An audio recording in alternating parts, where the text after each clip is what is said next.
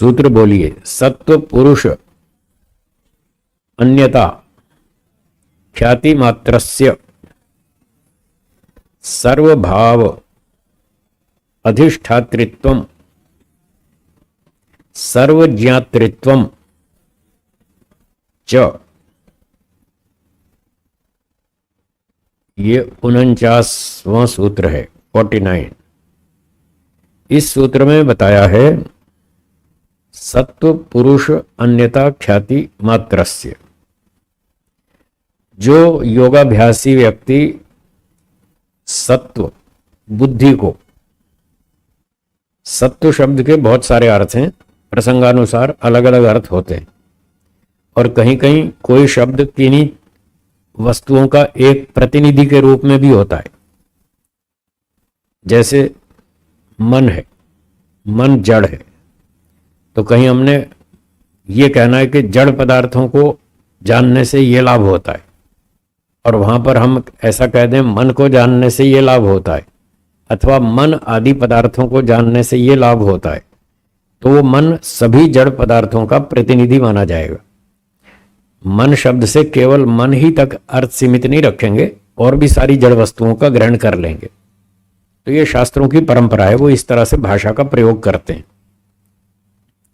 तो यहां जो सत्व शब्द है, सत्व शब्द का अर्थ यहां पर बुद्धि, और बुद्धि से केवल बुद्धि तक सीमित नहीं रहेंगे, सभी जड़ पदार्थों का यह प्रतिनिधि है, उदाहरण मात्र है, बुद्धि आदि सब पदार्थ। तो सत्व का अर्थ हो गया बुद्धि आदि सभी जड़ पदार्थ। और पुरुष, पुरुष चेतन है। पुरुष नाम दो चीजों का है, आत्मा और ईश्वर, दोनों पुरुष हैं। आत्मा भी पुरुष है, ईश्वर भी पुरुष है। वेदों में, उपनिषदों में दोनों को पुरुष नाम से कहा जाता है। तो सत्व का अर्थ हो गया बुद्धि आदि सभी जड़ पदार्थ, और पुरुष का अर्थ हो गया जीव और ईश्वर। तो मोटे भाषा में तीनों का ग्रहण हो गया, ईश्वर जीव प्रकृति, तीनों का ग्रहण हो गया। सत्व शब्द तो प्रकृति और प्राकृतिक वस्तुओं का प्रतिनिधि हुआ, और पुरुष जीव और ईश्वर का। तो कह रहे हैं सत्व पुरुष अन्यता ख्याति। अन्यता ख्याति भिन्नत्व ज्ञान, अलग अलग समझना। अन्यता ख्याति क्या अर्थ बताया? अलग अलग समझना। आप दूध और दही को अलग अलग समझते हैं, हाँ या ना? और छाछ को भी दूध दही से थोड़ा अलग समझते हैं कि दही और छाछ में क्या अंतर है, वो भी समझते।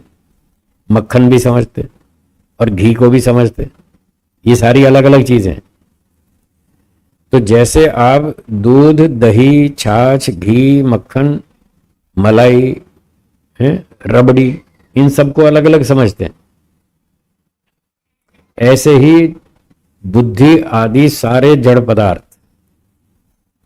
और जीवात्मा और ईश्वर, इन तीनों को भी हम अलग अलग समझते हैं कि ये तो जड़ पदार्थ हैं। बुद्धि है, मन है, इंद्रियां हैं, पंचमहाभूत है, तन्मात्राएं हैं, प्रकृति है, ये सारे जड़ पदार्थ हैं। सबको हमने समझ लिया कि ये सारे जड़ पदार्थ हैं, इनकी विशेषताएं ऐसी ऐसी हैं। और आत्मा को भी समझ लिया, आत्मा इन जड़ पदार्थों से अलग चीज है। आत्मा में इच्छाएं हैं, हाँ या ना? क्या जड़ वस्तुओं में इच्छाएं हैं? तो आपने अलग अलग समझ लिया कि आत्मा में तो इच्छाएं हैं, वो कर्म भी करता है, फल भी भोगता है, सुखी दुखी भी होता है। और जो जड़ पदार्थ हैं, इनमें कोई इच्छा नहीं है, ना ये कर्म करते, ना सुखी होते, ना दुखी होते, इनमें कुछ नहीं है। ये तो मटेरियल है, कोई भी आके यूज कर ले, उपयोग कर ले, इसका लाभ ले ले। कार खड़ी है, कोई भी चला ले, चाहे मालिक हो या चोर हो। कार थोड़ी पहचानती है मेरा मालिक है, ये चोर है। वो तो जो भी चलाएगा चल देगी। तो जैसे कार जड़ वस्तु है, उसको कुछ पता नहीं चलता। आत्मा चेतन है, वो कर्म करता है, इच्छाएं करता है, अच्छे काम करता है, दुखी होता है, बुरे काम करता है, दुखी होता है,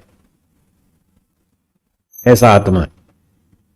और ईश्वर को भी अलग समझ लिया, ईश्वर एक ही है, वो संसार को बनाता है, चलाता है, कर्मों का फल देता है, सबका न्यायकारी है, सबके अधिष्ठाता है, कर्मों का अध्यक्ष है, सारी दुनिया का सबका राजा है, न्यायाधीश है, सर्वज्ञ है, सर्वशक्तिमान है। वो इन दोनों से अलग चीज है। ईश्वर एक ही है, आत्माएं असंख्य हैं, प्रकृति के परमाणु भी बहुत हैं, वो भी असंख्य हैं, वो भी जड़ हैं। तो जब व्यक्ति तीनों को अलग अलग जान लेता है तो ये हो गया सर्व सत्व पुरुष अन्यता ख्याति, दोनों तीनों पदार्थों को अलग अलग जानने वाला व्यक्ति। फिर मात्रस्य, जिसने ये तीनों को अलग अलग जान लिया हो वह व्यक्ति, उस व्यक्ति को दो सिद्धियां प्राप्त होती हैं, दो उपलब्धियां होती हैं। एक सर्वभाव अधिष्ठातृत्वम, एक तो ये सिद्धि प्राप्त होती है। क्या होती है बोलिए? सर्वभाव अधिष्ठातृत्वम, और दूसरी सर्वज्ञातृत्वम, दूसरी सर्वज्ञातृत्वम। ये दो सिद्धियां उसको प्राप्त होती हैं जो ईश्वर जीव प्रकृति तीनों को अलग अलग ठीक ठीक समझ लेता है।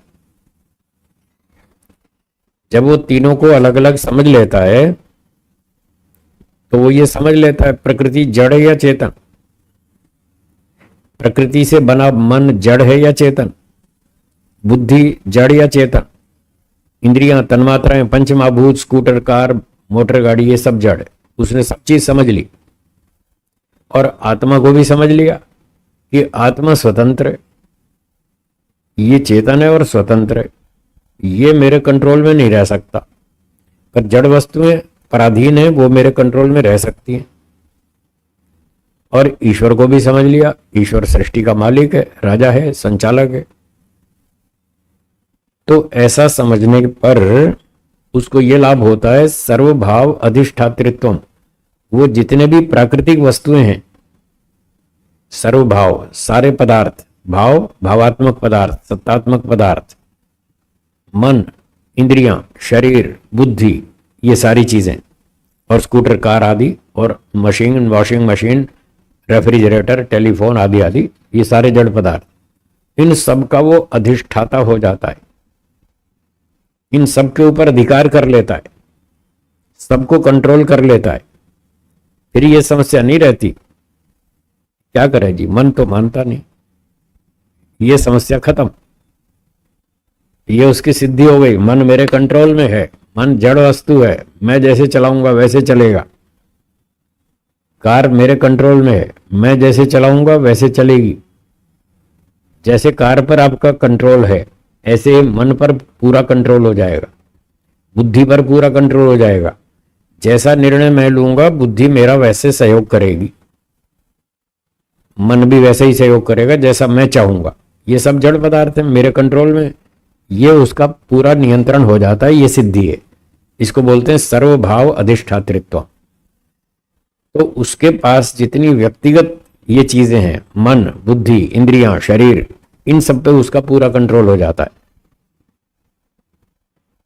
सूर्य, पृथ्वी, चंद्रमा तारों पर नहीं होता, हाँ वो भी मटेरियल है, जड़ पदार्थ है, पर इसका वहां तक सामर्थ्य नहीं है।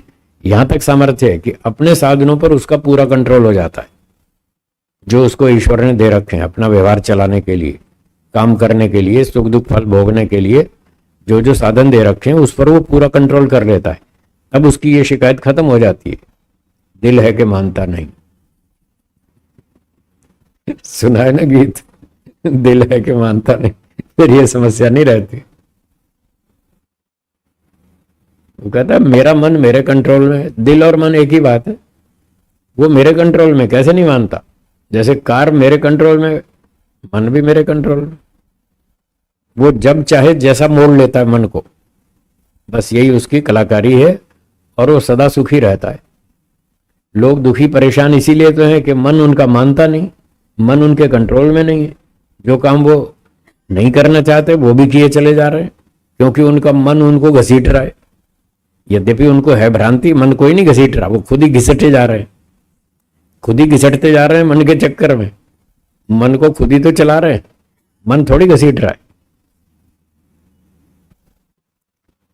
उनकी स्थिति ऐसी है जैसे कोई नया नया कार चलाने वाला व्यक्ति, जो इसका अभी पूरा अभ्यास नहीं है, कंट्रोल नहीं है कार पर, बस गियर लगाना सीख लिया, एक्सीलेटर दबाना सीख लिया, ब्रेक भूल गया। ब्रेक कहाँ से लगती वो भूल गया।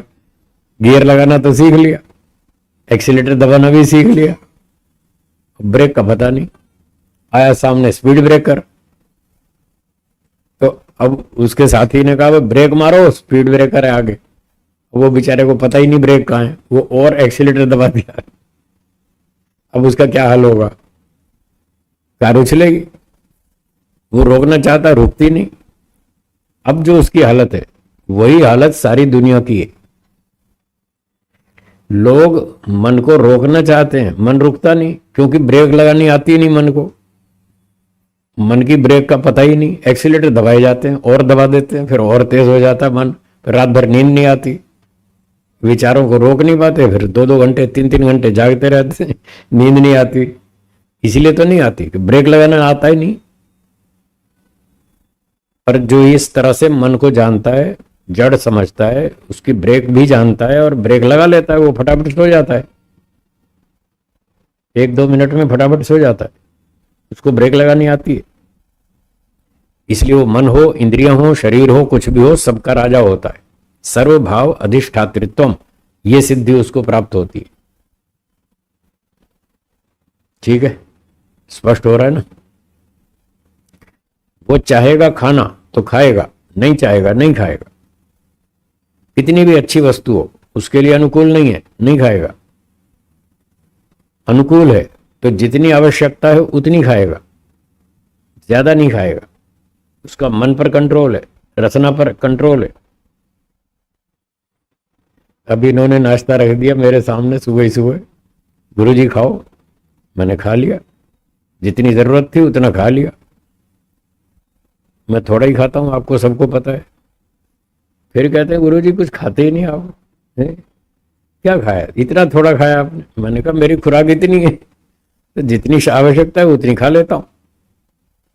दुनिया में कोई भी भूखा नहीं रहता, ध्यान रखना। क्या बोला? कोई भूखा नहीं रहता। अगर खाना अवेलेबल है, मिलता है तो खूब खाता है। वो ज्यादा ही खाते हैं लोग, कम कोई नहीं खाता। और फिर ऊपर से और जबरदस्ती खिलाते हैं लोग दूसरे को, और खाओ जी, और खाओ जी। फिर ज्यादा खिला खिला के बीमार करते हैं। पर वो व्यक्ति योगाभ्यासी, उसका मन उसके कंट्रोल में है, इंद्रियां उसके कंट्रोल में है, वो सबको ब्रेक लगा देता है। कहता नहीं बस और नहीं खा रहा। ज्यादा खाया तो परिणाम दुख, फिर बीमार पड़ेंगे। इसलिए वो कंट्रोल कर सकता है, बहुत आराम से कर सकता है। ये सर्वभाव अधिष्ठातृत्व नाम की सिद्धि है। तो ये तत्व ज्ञान से, वैराग्य से ये सिद्धि प्राप्त होती है।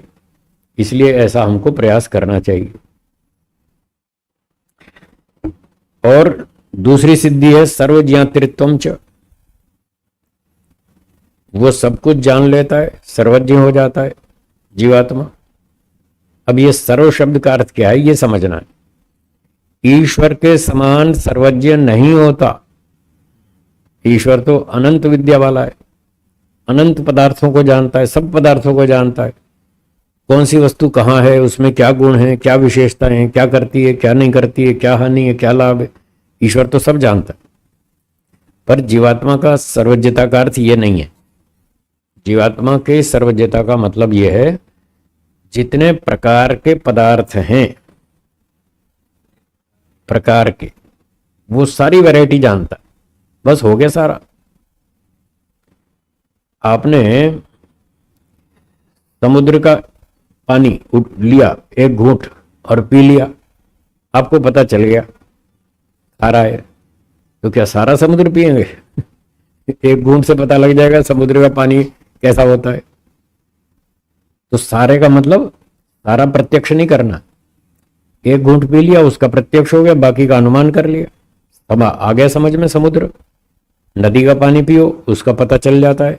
एक घूंट कुएं का पानी पियो, उसका पता चल जाता है पानी मीठा है, खारा है, कैसा है। तो जैसे पूरा समुद्र नहीं पीना पड़ता, एक घूंट से उसका पानी टेस्ट पता चल जाता है, ऐसे ही जितने प्रकार की वस्तुएं हैं वो सारी समझ में आ जाती हैं। तो कितने प्रकार की है वो सांख्य दर्शन में महर्षि कपिल जी ने बता ही रखा है। कुल मिला के 26 वस्तुएं हैं। कितनी? 26। सूत्र में तो 25 लिखा है, पंचविंशतिर्गण, और 25वां जो पुरुष है उसकी 2 वैरायटी है, इसलिए 26 हो जाते हैं। और 24 जड़ पदार्थ हैं, 2 चेतन है, बस 26 पदार्थ वो जान लेता है, सर्वज्ञ हो गया। एक प्रकृति है जिसमें 3 तरह के पार्टिकल्स हैं, सत्व, रज और तम। पहली वस्तु प्रकृति है जिसमें 3 पार्टिकल्स हैं, सत्व, रज और तम। इसकी संख्या 1 हो गई, प्रकृति 1। फिर ईश्वर ने उससे रचना शुरू की। प्रकृति तो अनादि है, नित्य है, उससे पर रचना शुरू की। पहली वस्तु बनाई महत्तत्व, बुद्धि। फिर दूसरी वस्तु बनाई अहंकार। फिर अहंकार के बाद 16 चीजें बनाई। एक मन, 5 ज्ञानेंद्रियां, 5 कर्मेंद्रियां, 5 तन्मात्राएं। ठीक है, दोहरा लेंगे। प्रकृति के बाद क्या बनाया? पहला महत्तत्व, महत्तत्व के बाद अहंकार, अहंकार के बाद 16 चीजें। कौन कौन सी? हाँ, एक मन, 5 ज्ञानेंद्रियां, 5 कर्मेंद्रियां, 5 तन्मात्राएं, 16 ये हो गई, और 2 हो गई अहंकार और बुद्धि। 16 और 2 18। इन 18 का नाम है सूक्ष्म शरीर। सप्तदश एकम लिंगम, सांख्य दर्शन का सूत्र। सप्तदश एकम लिंगम, 17 और 1 18 पदार्थों का लिंग शरीर कहलाता है। इस सूक्ष्म शरीर को लिंग शरीर भी कहते हैं। लिंग शरीर, सूक्ष्म शरीर, दोनों नाम एक ही वस्तु के। तो 18 चीजें ये हो गई जो बनाई ईश्वर ने। फिर तन्मात्राओं के बाद बनाए पंच महाभूत। 18 और 5 कितने हुए? 23। पृथ्वी, जल, अग्नि, वायु, आकाश, पंच महाभूत। 18 5 23, और 24वीं प्रकृति मूल, 24 जड़ पदार्थ, 25वां जीवात्मा, 26वां ईश्वर। हो गया सर्वज्ञ। सारी जान ली, और क्या रह गया? सब जान लिया। तो ये सिद्धि होती है। इस प्रकार से वो सर्वज्ञ हो गया। ईश्वर का भी उसको गुणकर्म स्वभाव समझ में आ गया कि वो राजा है, दुनिया का मालिक है, सर्वशक्तिमान है, अनंत विद्यावान है, न्यायकारी है, सबका अध्यक्ष है। और आत्माओं का भी पता चल गया, आत्मा एक देशी है, अणुमात्र है, छोटा सा है, कर्म करने में स्वतंत्र है, फल भोगने में परतंत्र है। कभी अच्छे काम करता है, कभी बुरे काम करता है। जब इसका ज्ञान शुद्ध होता है तो ये अच्छे काम करता है, जब अविद्या आ जाती है तो घोटाले करता है। तो आत्मा को भी समझ लिया और प्रकृति भी जान ली सारी। ये मन है, ये बुद्धि है, ये इंद्रियां हैं, इसका ये काम है, इसका ये काम है, सारा समझ में आ गया। अब कुछ बचा नहीं, तो वो सर्वज्ञ बन गया। सर्वज्ञातृत्व, सब कुछ जान लिया, ये उसको सिद्धि हो गई। तो इतना पदार्थ कोई जान ले सांख्य के हिसाब से, और फिर इसका योगाभ्यास करे, अभ्यास करे, और सब चीजों को अच्छी अच्छी तरह अंदर अंदर समझता रहे, तो उसको ये लाभ हो जाएगा। ये 2 सिद्धियां हो गई।